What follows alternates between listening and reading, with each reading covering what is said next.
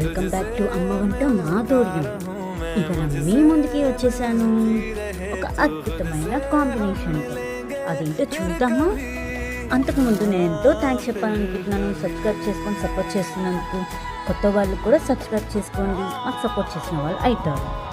So ఇవాళ మా ఇంట్లో మా మమ్మీ మా కోసం ఏమనేది చెప్పనా? సో గోంగూర పచ్చడి. మరి గోంగూర పచ్చడి అన్నాక నంచుకోవడానికి కావాలి కదా. ఇవేంటి గెస్ చేసి చెప్పండి. ఇది బేబీ పొటాటోస్ ఉడకపెట్టుకొని హాఫ్ చేసి ఇంకా ఆయిల్లో వేయించుకొని ఉప్పు కారం వేసేసుకున్నాం. ఇదిగోండి, చూసారా? టేస్ట్ అయితే అద్దిరిపోతుంది.